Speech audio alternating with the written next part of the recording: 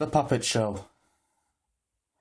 I was looking online for a job in entertainment, as I just left college, so I needed steady pay. You know, that old chestnut. I must have been scrolling on the internet for at least 45 minutes to an hour. It seems so long ago now. Finally, I found something promising. A small theatre had an opening for a new show. Fantastic, I remember saying to myself, and applied. A week later, I received an email from the theatre's owner. I couldn't believe it. I got the job. It was too good to be true, but there it was, in black and white. Following the directions on the email, I arrived at a small building just outside of town a few days later. It looked old, but was also under refurbishment. Back in the day, it must have been quite a nice place. The sign above the door read Oak Theatre. There was a sign in the window which said, "The Puppet Show opening night this Friday, 7:30 p.m. I stepped inside and spoke to the manager, who was also the owner. He was a big man with thinning brown hair and beady eyes. His breath and odour was foul, purely foul, as if he'd been eating raw meat all his life, or something. Poor hygiene, most probably. I kept my composure, shaking his hand, being formal, trying to impress him. Half an hour passed, and the next thing I knew, I'm being taken to a dressing room for dress rehearsals. I was led to a small room near the back of the theatre, and I was ushered inside.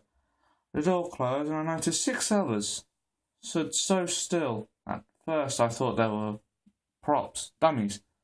Smiling, I looked closer into the eyes of a shorter, black-haired girl, dressed in Victorian clothes and makeup. Did her eyes just move? Checking again, I realised these were people, coated in some kind of wax or varnish, maybe. I tapped her cheek just to check. It gave a hollow wooden sound. A sharp pain and darkness overcame my body. I woke up in a harness thing, dangling naked over a vat of bubbling tan liquid. I was so scared. Then the manager... Was he here to save me? No. He pushed a lever, and I am lowered into the vat. I was lowered up and over my head, totally submerged. The pain was so intense, all of me burning inside and out, panicking but able to move, unable to think. After what seemed like an age, I was taken out. I gasped for air, sprawling on the floor. Almost instantly my skin cooled, changing. It was becoming hard. I was dressed and styled like a Victorian man and hung up on a stand with the others. The stage hands put wires into our arms and legs, like puppets. We were left there until opening night. The manager and stage hands, delighted with the opening show, was a huge success. But as the audience watched, no one recognized us. We were people who were turned into nothing more than life-size puppets, and for what? Against our will, we perform. It's like this every week. I want to rip out the wires, but I can't. I want to scream, but I'm unable to.